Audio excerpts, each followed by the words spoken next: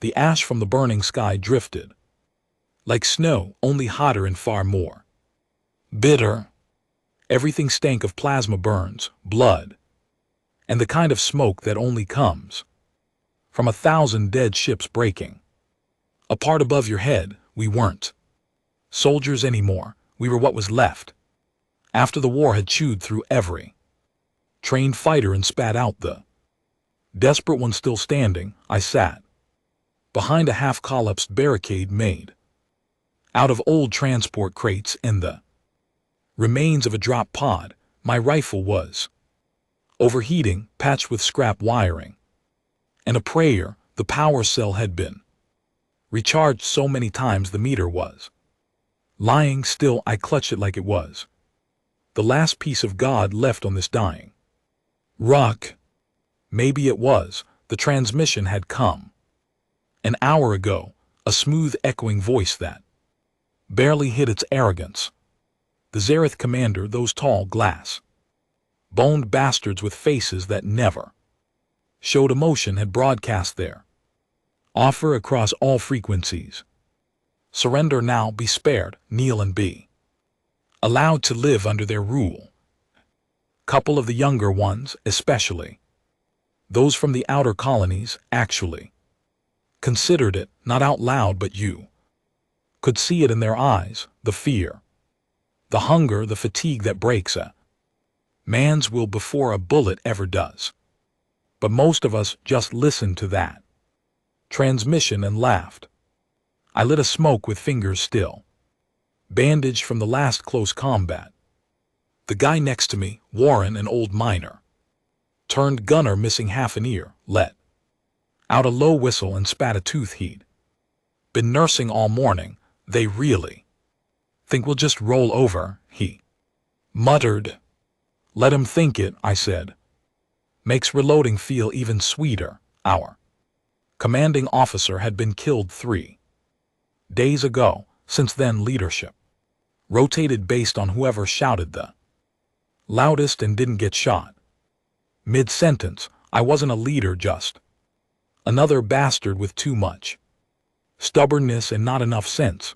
But people had started looking my way when it got quiet, maybe because I still kept shooting. The aliens didn't understand us. They couldn't. To them, war was strategy, technology, clean lines, precision kills. To us, war was dirt, blood, rage, and holding on even when everything told us to let go. They had better weapons, better armor, and a planet-sized ship parked in orbit like a damn god looking down on us. But we had spite, and that was something no species had been able to crush out of humanity. Not in all their attempts. Just before dusk their scouts came, not a full wave, just a dozen silver-armored figures scanning for weak spots. We let them get close. We didn't have the firepower for long range anymore, and besides, we liked seeing the look in their eyes when they realized humans weren't running. When I gave the signal, a half-dozen rifles cracked through the smoke. Warren launched his homemade grenade made from scrap explosives and old mining charges, and it hit one of them square in the chest. The explosion lit up the ruins and sent metal limbs flying, but one of them survived. Barely. It crawled toward us, dragging itself by one good arm. Its face plate cracked, leaking that strange blue fluid they called blood. I walked out to meet it, rifle hanging loose at my side. You were warned, it wheezed, voice glitching. I knelt beside it, watching it twitch. So were you, I said, then shoved my boot into its face and ended it. As night settled in, the last of the heat faded from the battlefield. Fires burned in the distance, lighting the sky like a broken sunset. The stars above blinked through the smoke, and somewhere beyond them their command ship waited for our answer. I looked around at the men who remained, tired, hungry, wounded, but Not broken. We reload, I said loud enough for them to hear. We reload and we remind those freaks that we're not some species bred to kneel. Nobody cheered, nobody needed to. We just started checking our weapons, passing out rations, bandaging wounds. That would never heal right. Tomorrow they'd come again, and when they did, we wouldn't surrender. We'd laugh and reload. The cold came in fast that night, not the kind of cold you feel in your bones, but the kind that gets inside your thoughts, tries to twist them into something weaker, quieter, the kind that tells you maybe they were right, maybe surrender wouldn't be so bad, at least you'd be warm, but then you'd remember what surrender meant. It didn't mean peace, it meant being paraded like cattle, stripped of everything that made you human, bent over beneath creatures who saw you as beneath livestock. Surrender meant slavery, plain and simple, working in their sterile, airless factories, mining their toxic rocks while they monitored your every move. It meant being turned into a number, a useful resource. So yeah, we stayed cold. I sat against a shattered column that used to be part of a defense tower. Its top half lay half a kilometer to the south, snapped clean off like a twig. My gloves were torn and blood had dried in the creases of my knuckles from where I'd punched a Zareth trooper to death the day before. Not the smartest move. Their armor wasn't made for fists, but at that point I wasn't trying to be smart. I was trying to stay human. Warren was building something. Again, that man could make a bomb out of duct tape, motor oil, and old chewing gum right now. He was hunched over what looked like a broken comms dish, some old wiring, and a box of nails. What the hell is that? I asked. Lighting a smoke. Only had 4 left. Had to ration them like ammo now. Landmine, kind of. He didn't look up. Step on it and it doesn't blow up. Not right away. It just triggers a delay, and then a shrapnel burst comes out a second later. Screws with their movement sensors. I nodded. He'd probably kill 3 of them with that thing tomorrow, minimum. Further down the trench, Gavlin was sharpening his knife with a flat piece of metal. He didn't speak much. He was a dock worker before the invasion, lost his son in the first orbital strike. Kid was 11. Gavlin hadn't smiled since, and he didn't cry either. He just kept showing up day after day, stabbing anything that got close enough. He looked up. You think they're coming in the morning? I blew out smoke, watching it curl toward the cratered sky. Yeah, they're losing patience. We're not supposed to still be here. He nodded. That was the end of the conversation.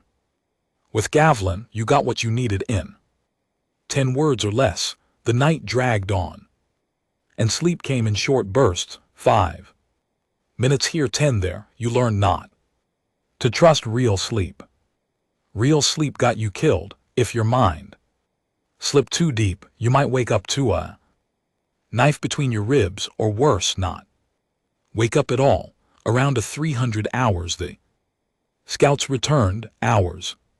This time, a pair of twins from the eastern bunkers. Lean and quiet, they moved like shadows and carried old long-range rifles that had no business still working, but somehow did.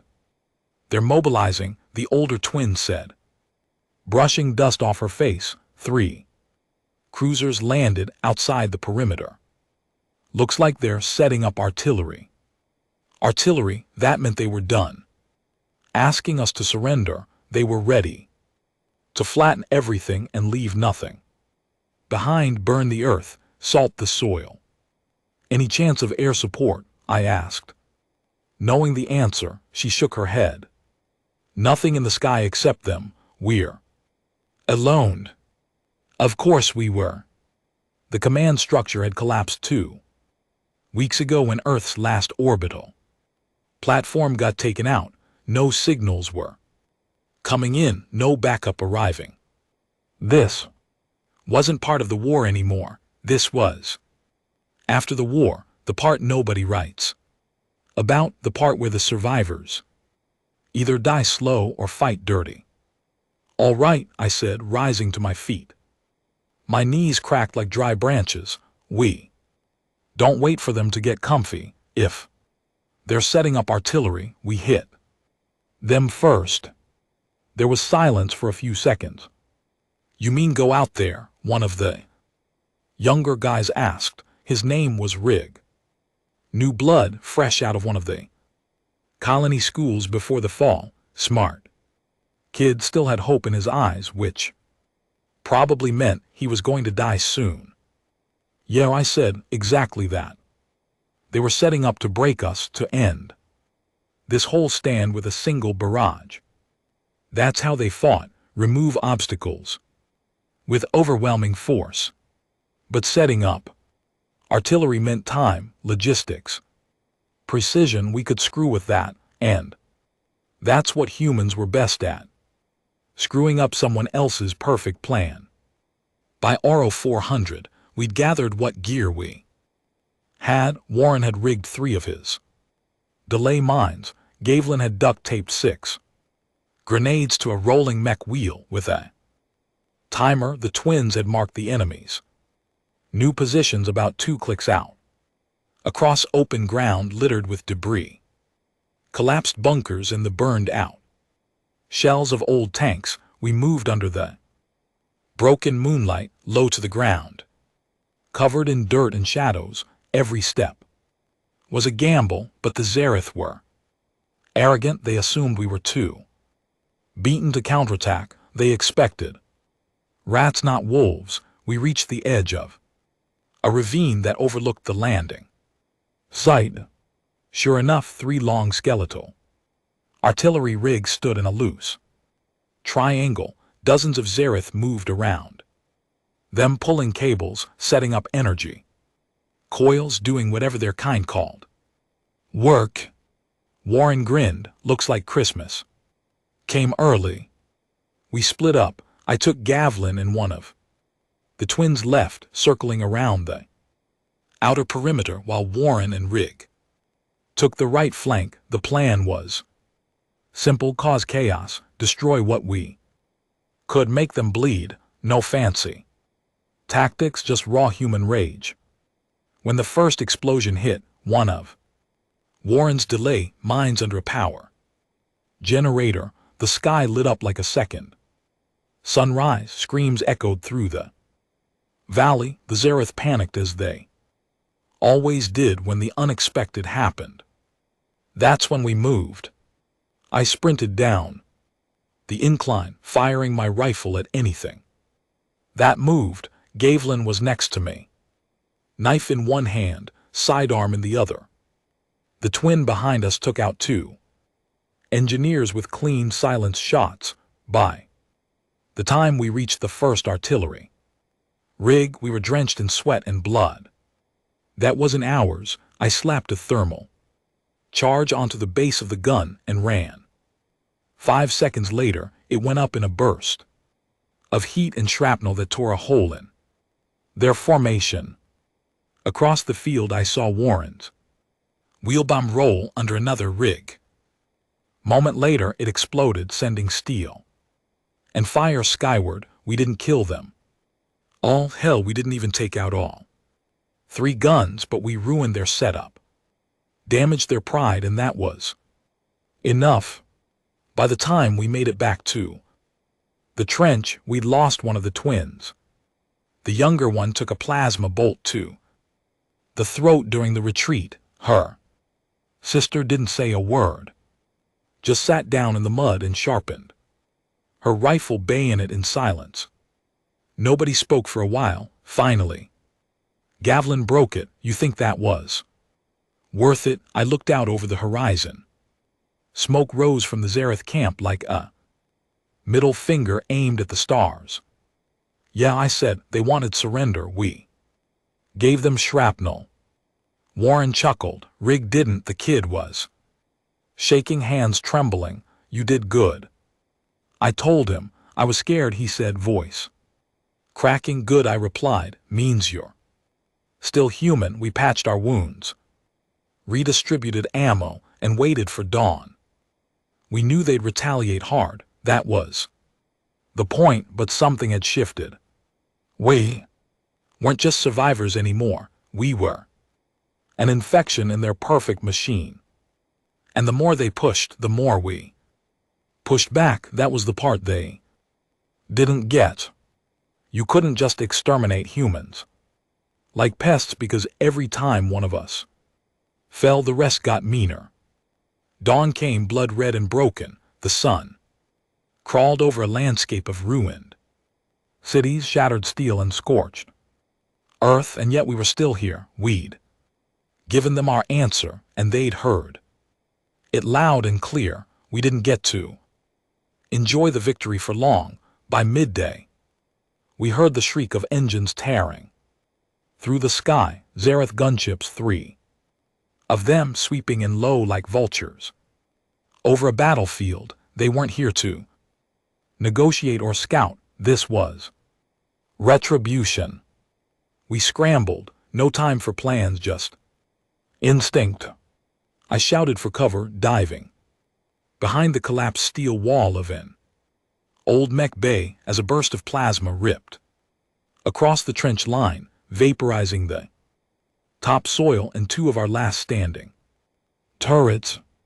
The first blast hit near Gavlin's position. I saw the fireball bloom and thought he was gone, but a few seconds later he emerged, limping, one arm wrapped around a wounded comms operator whose name I'd never even learned.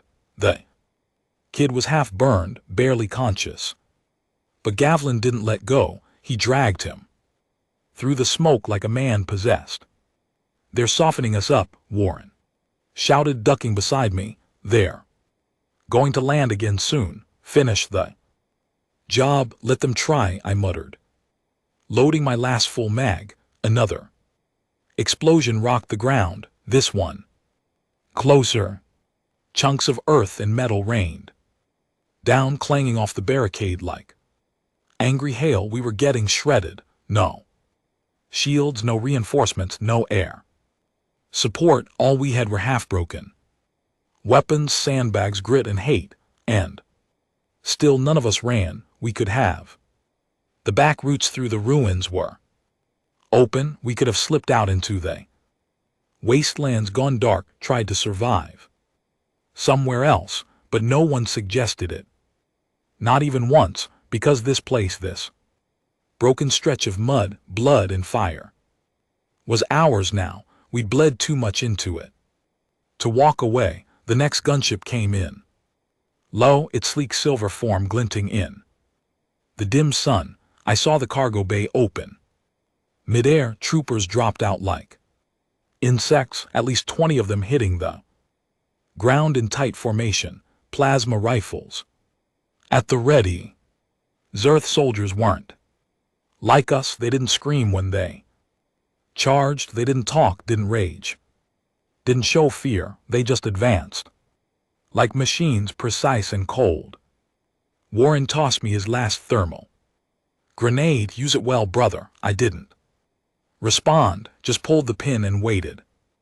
When the first squad crested the ridge, I rose from cover and lobbed the grenade straight into their formation. It landed right at their lead trooper's feet. For a split second he looked down, probably trying to calculate if it was a threat. Too late, the explosion tore him in half and sent 2 more flying. Screams, real panic screams, broke out across their ranks. Not human voices, Zareth voices.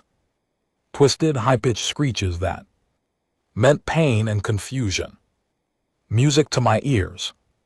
Rig was beside me, firing wildly, eyes wide with terror, but hands steady. He dropped 3 of Then before a plasma bolt caught him in the side, I grabbed him and pulled him back, but he was coughing blood already. "Stay with me," I barked. His lips were pale. Did I do good? Yeah, I said. You did real good. He died before I finished saying it. Another explosion.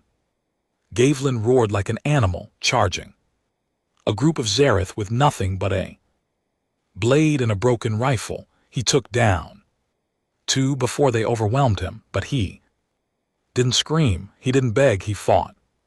Until his last breath, we were down to half a dozen by the time the second wave hit. That's when the unexpected happened. The last Zareth gunship took a hit, a direct one from above. A streak of red fire cut through the clouds, and a ballistic missile slammed into the gunship's hull, blowing it apart midair. Flaming wreckage spiraled down, crashing into the far side of the battlefield, with enough force to shake the ground. For a moment everyone froze, even they. Zareth stopped firing, then a voice came over comms, scratchy old, barely functional. Echo 3 to ground. Hold out. You still breathing down there? I couldn't believe it. My throat locked up. This is ground. Hold out, I answered, grabbing the cracked comms panel from the fallen operator. Who the hell are you? Last of the orbital survivors, been drifting in debris fields for 2 weeks, found a missile platform still active and decided to put it to good use. You look like you could use the help. I laughed, not out of joy, just pure disbelief. Someone was still out there, someone human. We're down to less than 10. No heavy weapons, ammo's low. If you've got anything else, now's the time. Copy that, the voice said. Brace for a gift from the sky. A minute later, another streak dropped. This time a canister. It slammed into the field near us and popped open with a hiss, revealing a supply cache. Ammo, grenades, medkits. I grabbed everything I could, passing gear to the others. The adrenaline hit hard. We were back in it. Warren grinned as he loaded a fresh energy cell. Feels like a second wind. No, I said, slamming a new mag into my rifle. It feels like vengeance. We pushed out hard with fresh ammo and zero hesitation. We stormed their broken ranks. The surviving Zareth tried to regroup, but we hit them like hell. Spawn, not soldiers, close range, face to face, eye to glowing eye. One of them aimed at me, tall, armored, sleek. Their elite type. I dropped my rifle, ran at him full speed, and drove a knife into the gap under his chin plate. He tried to scream, but all that came out was that gurgling sound I'd heard 100 times. I yanked the blade out and moved on.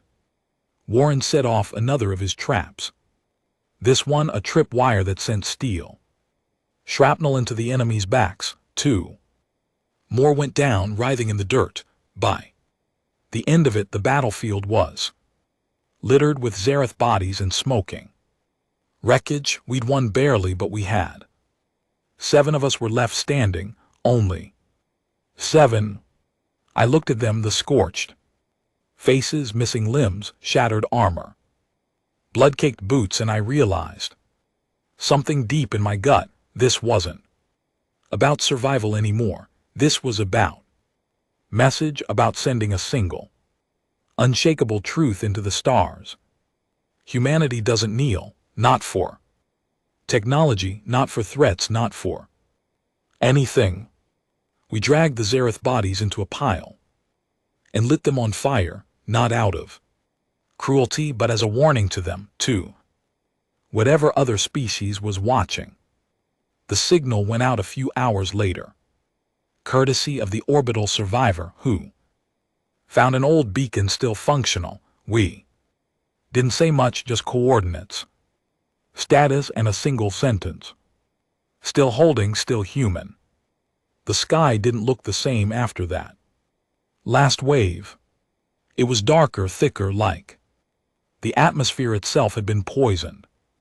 With everything we'd killed, smoke from burning Zareth wreckage stained the clouds black, ash drifted through the air constantly now, light gray at first, then darker until it stuck to your skin, like oil and made your throat sting when you breathed. The others were coughing. More, bleeding more, but not retreating. We weren't the same either. That battle had taken too much. Warren's hands shook now. He tried to hide it, still building his bombs, still smiling like the devil, but it was there. He knew it, I knew it. The adrenaline had dried up, and all that was left was trauma stretched tight over bones. The older twin hadn't spoken in hours. Since her sister died. She just sat near the burnt-out comms terminal, polishing her bayonet like she was waiting for the world to come and get her. It would, it always did. And then it did. They came again, not soldiers this time, no drop ships, no formations, just a sound low and unnatural, like steel grinding against bone. It came from the horizon as the light dipped into that false red twilight we'd all grown to dread. We stood up, all of us, weapons half-loaded, eyes burning from smoke and grief. I scanned the ridge, expecting another patrol, maybe more infantry, another gunship if they had any left. But I didn't see anything, not at first. And then I realized why. They were crawling, hundreds of them, crawling on all fours. No armor, no gear, just long, pale limbs dragging across the broken earth like spiders made of bone and gristle. Their eyes glowed faintly too, many in each skull. Their mouths, if you could call them that, were cracked open, with metal teeth implanted sideways like they'd been altered, not born. They weren't Zareth soldiers, they were something else, something created. Oh, Warren whispered, backing up. What the hell are those? The girl finally asked, her voice. New weapons. I said, the Zareth couldn't beat us with machines, so now they're trying. Monsters. The crawlers didn't speak, didn't roar. They just advanced, climbing over debris, darting forward in bursts like animals that had forgotten what fear was. One of them moved like it had broken bones in every limb, fast and twitching, dragging what looked like a human ribcage strapped to its back as armor. I raised my rifle and fired. The first shot hit it in the shoulder. It didn't stop. The second hit it in the leg, still didn't stop. I aimed for the head and pulled the trigger again. This time it dropped. They don't wear armor, Gavlin said behind me, but they don't need it. He wasn't wrong. The next 5 minutes were chaos. No formations, no tactics, just madness. They swarmed us from multiple sides, climbing up walls, digging through rubble, pulling men into tunnels like insects stripping a corpse. We fought like demons, point blank. Bayonets and fists, grenades thrown so close they singed our own skin. I saw Warren go down. One of the crawlers landed on him, tearing into his side. Warren screamed and jammed a detonator into the creature's mouth. They exploded together, flesh and flames sprayed across the field. He took 4 of them with him. One by one they fell. Gavlin stabbed one through the neck, but another latched onto his leg, ripping through muscle. He went down swinging, slicing 2 more apart before they piled on top of him. His last shout wasn't pain, it was rage. I kept firing, barrel red hot, blood in my mouth. My left arm was useless. Something had torn through the muscle and left it hanging by threads. I switched to my pistol then. My knife, by the time it ended only. 3 of us were left. Me the twin. Bloodied bayonet missing her hand. Clutching a broken rifle like it was her. Spine and an old man named Breck who I hadn't even realized was still alive. He'd been running our back perimeter. Half blind, half deaf but stubborn. Enough to outlive younger men. He had a shotgun and a single eye, that was enough apparently. The battlefield was silent again. The monsters didn't retreat, they just stopped like they'd run out of orders. We stood there, covered in blood and pieces of what used to be men waiting for the next wave, but nothing came. Why'd they send those? The twin asked. Her voice sounded small, like a child, trying not to cry. Because they're running out of options, I said. They thought we'd break. Instead, we killed everything they sent. She didn't reply, just knelt down beside her sister's old pack and pulled out a fresh clip, shoving it into the mangled rifle like it was just another day. We didn't talk much that night. The fires kept us company, so did the dead. We burned Warren's body ourselves. Breck found an old whiskey bottle and poured a shot onto the flames. Here's to the bastard who could make a bomb out of stale bread and rage, he muttered.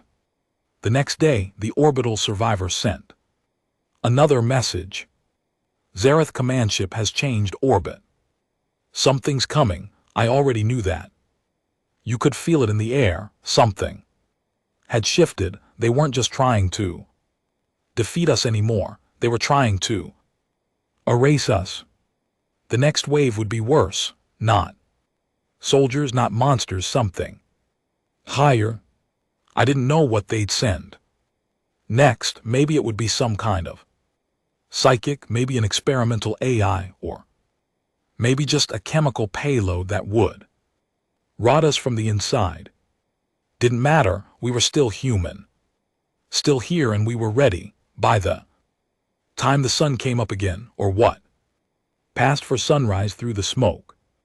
Thick sky. There were only 3 of us left, me, Breck, and the last twin. And even she was more ghost than soldier. Now her hands didn't shake, her eyes didn't blink. She moved like death was a thing she'd already shaken hands with and just hadn't followed through yet. Breck was patching up his leg with a piece of power cable and some duct tape. The crawler things had nearly torn his calf clean off, but the old man wouldn't stop. I told him to rest. He grunted and asked if I was going to write poetry next. We'd fortified what was left of the trench, not because we thought it would hold, but because fighting back was the only thing left. That made sense. The orbital survivor hadn't sent anything since yesterday. Either they were out of juice, out of missiles, or dead. I didn't care. We were already on our last breath. All I needed was one more reason to breathe. One more shot at the enemy, and they gave it to us. Midday the world went quiet, no engines, no wind, no birds. Not that there had been any left alive. For weeks just stillness. That's when the sky opened, not like before, no atmospheric fire or bombing runs, no screaming ships falling from orbit. This time it was clean, a perfect circular tear in the clouds, and from it a single shape descended, not a drop pod, not a cruiser, a being. It didn't fall, it floated, 10 feet tall, smooth armor like polished bone, 4 arms folded across its chest. Its face was nothing, a blank shell with 6 tiny lights where eyes might have once been, not glowing, just watching. Breck muttered, well, looks like Mama finally showed up. The thing landed without a sound, a few 100 yards from our last stand. No escort, no army. It didn't need one. I Recognized it immediately. A Zareth Prime command class, only one. Per planetary sector, rumors said they weren't made, they were grown. Genetically engineered from the best. Minds, best warriors, best killers the Zareth had ever produced, a mix of science and cold-blooded perfection. This one just stood there watching. I stepped out of cover, no helmet, no dramatic armor, just my old cracked flak vest and a rifle held together by electrical tape and spite. "You want a speech?" I shouted. "You're late, we ran out of things to kill hours ago." It didn't respond, just began walking. Forward, smooth, effortless. I raised my weapon and fired. The bullets hit, all of them direct center mass, and all of them dropped to the ground like they'd hit steel, not even a flinch. Then it spoke. Its voice didn't come from a mouth, it came from everywhere. The air, the ground, the metal in our bones. "You will not win, you cannot. This is not defiance, it is delay." I laughed, couldn't help it. "That's what you sound like." Jesus, I was expecting something more impressive. The Zareth Prime raised one arm. A pulse rippled out. Low frequency. Breck grabbed his head and fell to one knee. Screaming, I turned, fired again, this time aiming for the exposed lights on its face. Two hit, one cracked. The thing paused, then it ran, not walked, not hovered. It sprinted faster than anything I'd seen move on two legs. It was on me before I could reload. I dropped my rifle, yanked my knife, went in low. We collided. It hit like a truck, but I didn't fall. I stabbed for the side of the torso, found a weak spot. The blade sank halfway in before it caught my wrist and snapped it clean. Pain exploded. I roared in its face. It raised its second arm, some kind of energy weapon built into the palm, and aimed straight at my heart. But the twin appeared from nowhere, screaming like a banshee. She slammed the broken rifle stock against the side of its head. The Zareth Prime turned, backhanded her 20 FT through the air. She hit a wall with a crack I felt in my spine.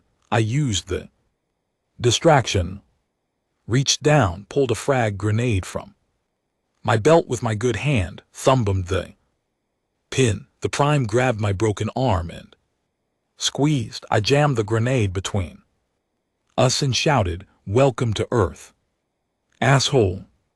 Boom, the explosion knocked us both apart. I hit the ground hard, coughing, chest on fire, ears ringing. The Prime wasn't dead, not yet, but it was hurt. Its armor was cracked, fluid leaked from its side. It staggered for the first time, looked down at the damage like it couldn't believe it. I stood, one arm hanging useless, blood pouring from my nose and mouth. My boots were melted halfway off, but I stood. The Prime raised its weapon again, slower this time. Then Breck fired from behind me. Shotgun close range. The blast tore into the Prime's back, staggering it forward. Then another blast and another. Breck didn't stop until the gun clicked dry. The Prime turned, chest blown open, sparks flying, and tried to lift a hand. That's when the twin reappeared. Limping, mouth bleeding, she threw something, Warren's last mine. It hit the Prime's chest and stuck. Click, the explosion turned the Zareth Prime into a pile of smoking limbs and shattered pieces. Silence returned, no movement, no speech, just the three of us, bleeding, barely alive, still human. We sat down together right there in the ruins, shared the last rations, one can of meat, half a bottle of water. Breck coughed. "Think that was the boss?" I nodded. "That was the best they had." He chuckled. "They're screwed then." The twin didn't Speak, she just lit the last cigarette. Smoked it slow, passed it to me, I took a drag, then passed it to Breck. Moment of peace, surrounded by the dead. That night we sent one more message. From the broken comms terminal, short. Clear. Command class terminated, still holding. No surrender. We didn't ask for evac, didn't ask for help, we just wanted them to know we were still alive, and we'd never kneel. We didn't sleep that night, not out of fear. That had died days ago. It was something else now, something harder, quieter, like our bodies were too damn tired to collapse but too stubborn to let go. We sat in the ruins, backs against scorched steel, passing a half-dead flashlight between us just to see each other's faces. It felt like the world had cracked open, and only 3 of us had crawled out alive. Breck was breathing heavy. Every inhale sounded like sandpaper dragging through his chest. He'd taken more damage than any of us, his ribs wrapped in electrical tape, his left boot ducted tape to the shin where the skin had split open, but he still had that same spark in his eye. That fire, the one that said, "I'll die." Standing before I kneel, the twin, the last twin, was different, quiet, withdrawn. She kept staring at the wreckage of the Zareth Prime like it might get back up again. Her hands were raw from gripping that broken rifle stock too long. She hadn't said a word since we'd sent the last message. Me, I just sat there listening to the silence, to the distant crackling of flames, to the sound of a war that wasn't over. Even if the bodies stopped moving, the kill confirmed what we suspected. The Zareth were desperate. That Prime had been their crown jewel, one of their untouchable pieces on the board, and we shattered it. 3 broken humans on the last line of dirt they hadn't claimed. It wasn't supposed to happen, so we knew what would come next. They wouldn't send more soldiers or monsters or even commanders. They'd send the cleansing, total sterilization. Wipe the grid, erase all life signatures, no matter what.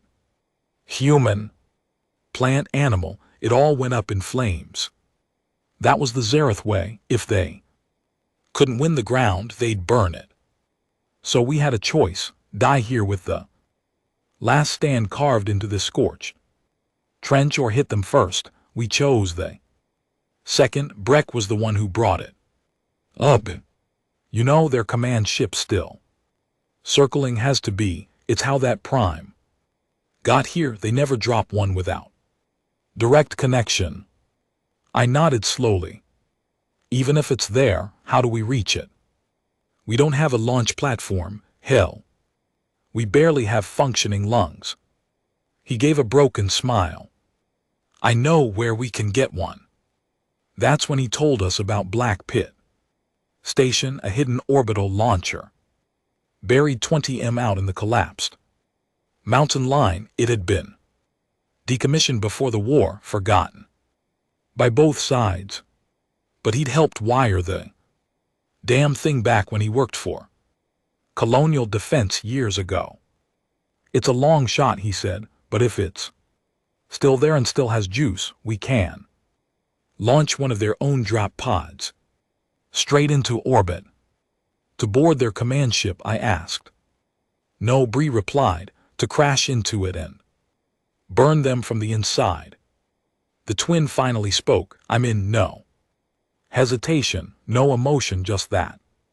So we packed what we could: 2 rifles, 1 sidearm, 3 grenades, a half empty medkit. We stripped the Zareth Prime's body for anything useful, found a plasma core still intact, powerful, unstable, likely to explode under pressure. Perfect. We left the trench at dawn, didn't look back. The journey to Black Pit took 2 days.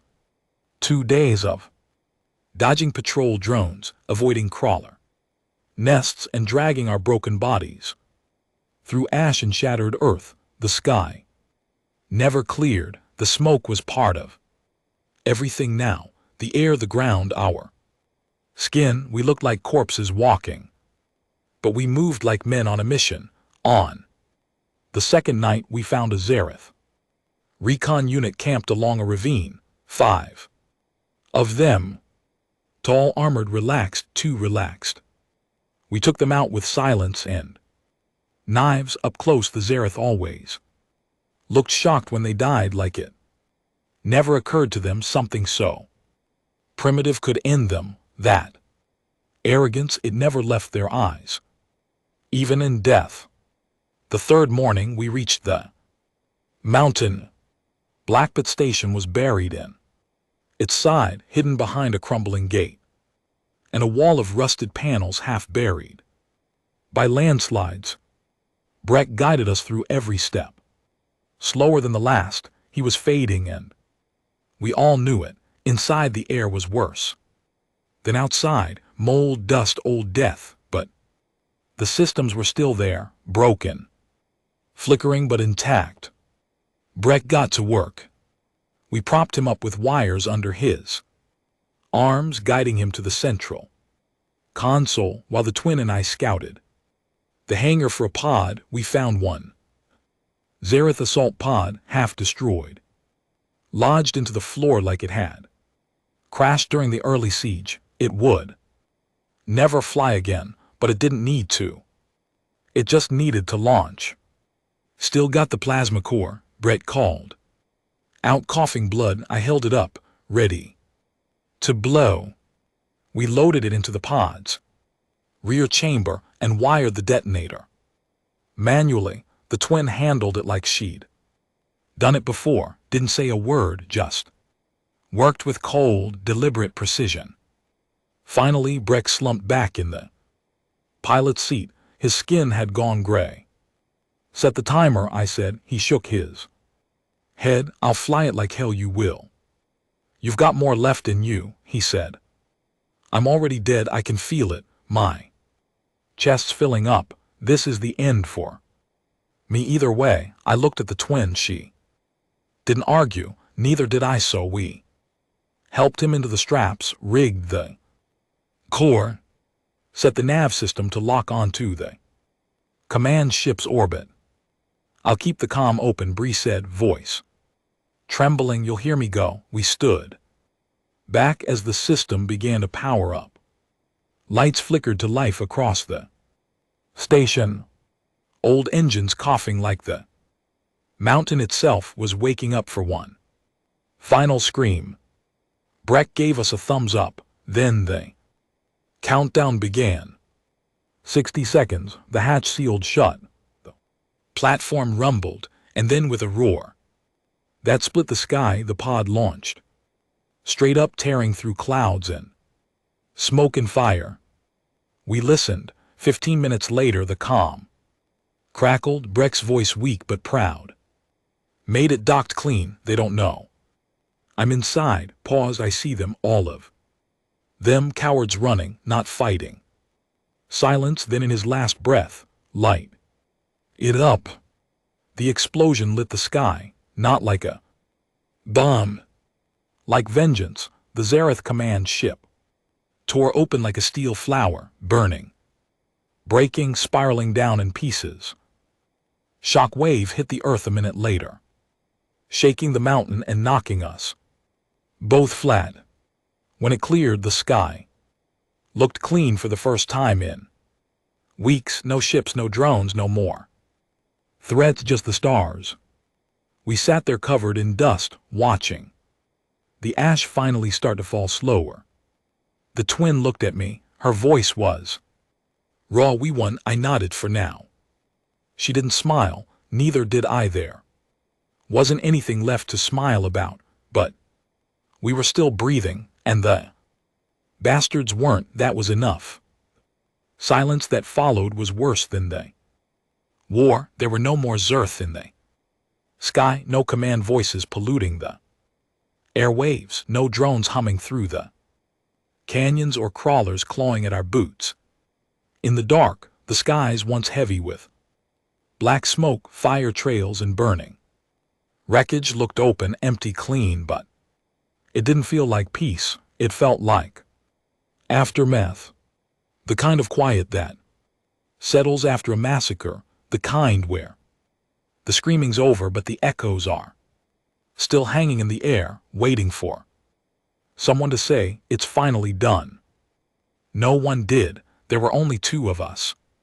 Now me and the last twin. She never told me her name. I never asked. Felt wrong, like names belonged to another life, a softer one. We stayed at Black Pit Station for another day, long enough to rig a signal beacon using the last of the Zareth tech we'd salvaged. She was the one who figured out how to tie the power core into the satellite uplink. I watched her work in silence, one hand pressed to my ribs where the bruising had turned black and deep. Breathing was pain now. Everything was pain, but we didn't say it out loud. What was the point? The signal was simple. No politics, no begging, no fancy diplomacy, just coordinates, status, and a message. Command ship destroyed, survivors still holding, Earthborn unbroken. We didn't expect anyone to answer. We weren't even sure who still could, but the signal needed to be sent, not for rescue, for the record, to let the rest of humanity, if there was any left, know what we did here, what we paid, and that we didn't die with our knees in the dirt. We left the station the next morning, walking north toward the dead horizon. No vehicles, no transport, just two broken souls moving through the wasteland with rifles that barely fired and wounds that would never fully close. The land was different now, quieter. The Zareth were gone, no signs of regrouping, no final retaliation. It was like once their command ship went down, the rest scattered like bugs from a burning house, cowards in the end. That's the thing about a species like that. They fought with superiority, not survival. They expected clean victories, not resistance. They didn't know how to suffer. We did. That's why we won. About 10 miles out, we found what was left of a human outpost buried under sand and rubble. The bodies had long since decayed, bones scorched and stripped. But the comms tower was intact. She climbed it while I kept watch. Took her half a day to get it working, and when it came back online, just a flicker of static and then a voice. It didn't sound human. It was Zareth, faint, distorted, like it was bouncing between dead satellites. A language I didn't understand fully but recognized instantly. She played it back 3 times before looking at me. "What does it mean?" I asked. She hesitated. "It's a distress call from one of their colony fleets." I narrowed my eyes. "You mean survivors?" She nodded. "They're not regrouping. They're retreating." I let that sit for a moment. The mighty Zareth Empire crawling away from the edge of the system, afraid, not of our weapons, not of our tech, but of us humans. We didn't have ships anymore, or armies, or even a government that worked, but we had this one undeniable truth they couldn't erase. We didn't break. We spread the signal to other bands, open frequencies, old smuggler channels, even dead military networks, just in case some rogue AI still listened in the dark. And then we added a message of our own. "We're still here. You lost. Tell your kind. Tell every species that watches. Earth fights to the last man and then keeps fighting." After that we moved town to town, ruin to ruin, looking for signs of life, and slowly we started finding it. Not much at first, A farming family hiding in an old sublevel bunker, surviving off hydroponic vats and canned meat. Former medic operating a makeshift clinic in a cave network. A dozen kids living in the underground rail tunnels beneath a broken city led by a scarred woman with one arm and a shotgun. None of them had hope left until they saw us, until they heard what we did. And when they heard about Breck, about how he flew a stolen pod into a command ship's gut and lit up their god like a bonfire, that's when the spark came back. One of the kids, maybe 12 years old, asked me something. Are we safe now? I looked him in the eyes. No, he swallowed hard. Then what happens next? I bent down, handed him one of our last cartridges. You reload, you wait, and when they come back, and they will, you show them what it means to be human. That's when I realized this wasn't the end, it was the beginning. It's been 6 months since the last Zareth scream faded from the sky. The planet's still scarred, cracked in places, cities burned black, oceans poisoned in patches, skies that don't always remember how to turn blue.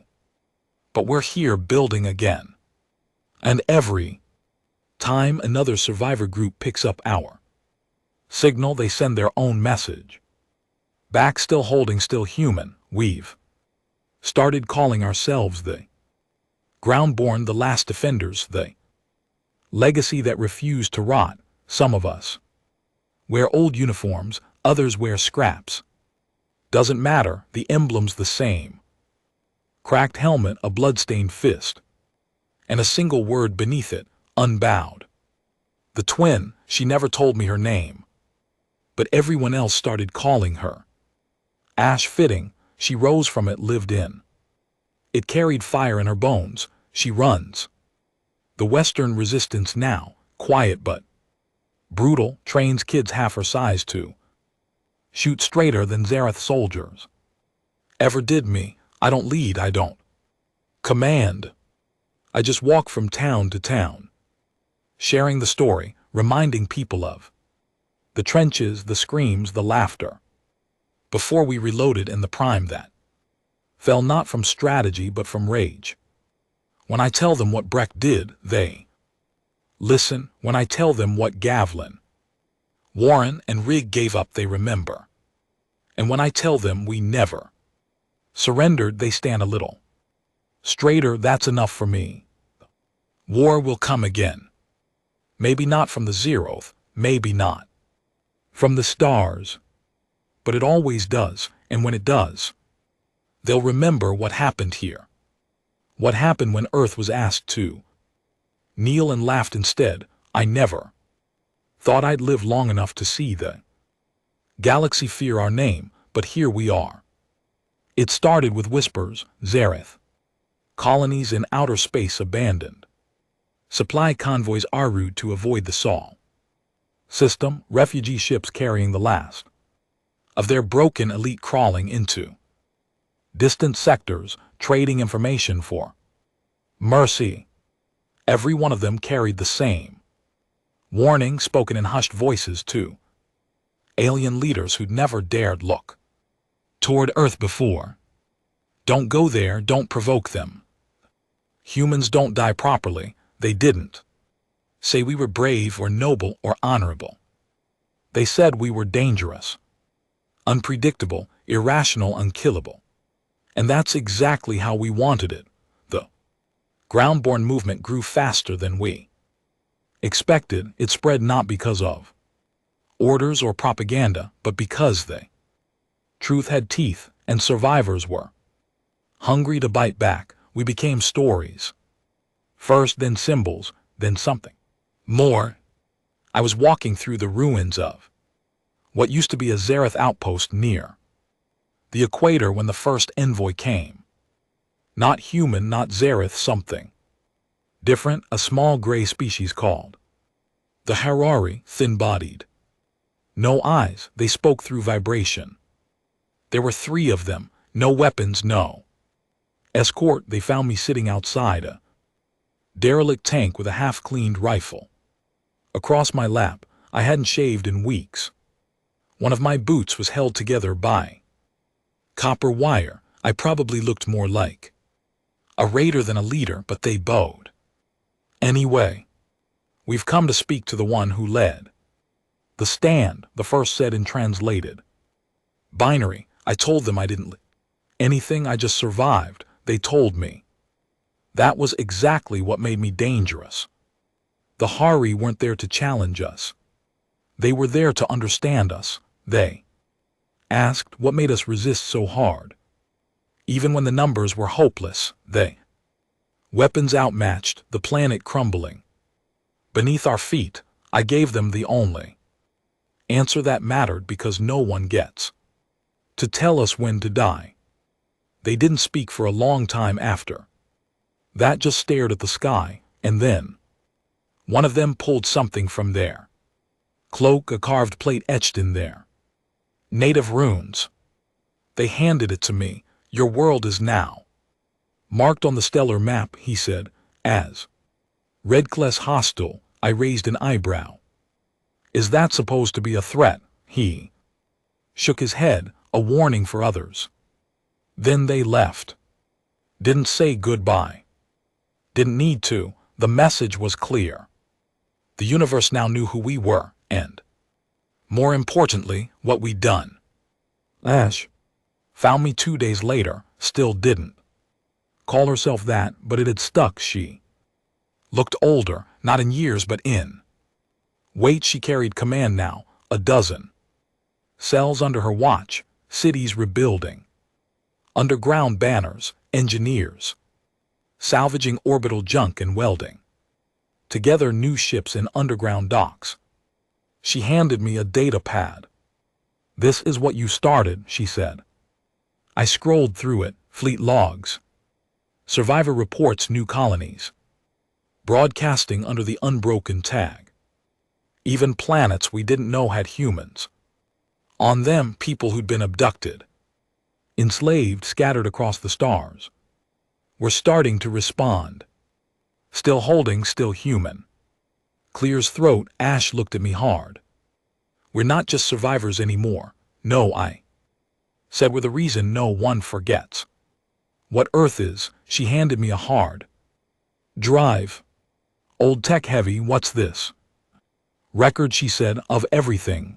The whole war, every message, every name, every death. I stared at it. You want me to write it? No, you already did. She paused, then added, I just want you to finish it. So I did. I started writing, not like a soldier, not like a hero, just like a man who watched too many brothers bleed into the ground for nothing but pride and rage. I wrote about the first strikes, the trenches, the laughing before the last charge, the crawlers, the prime. Breck's voice overcomes before the stars went red. I wrote it all because the universe has a short memory, and we're the scar that won't fade.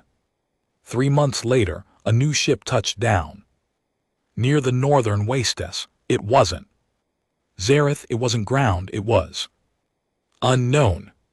Dark plating, smooth design, no weapons showing, but it broadcasted a request. We come in peace, we come to listen. The ship was full of representatives.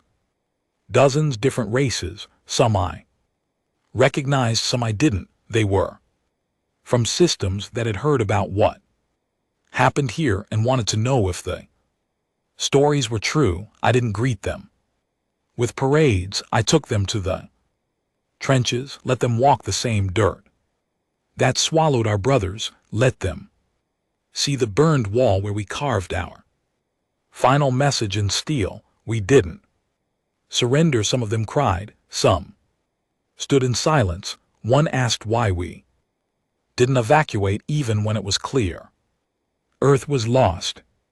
I told them because Earth is us. You don't leave what you are, you fight for it even when it stops breathing.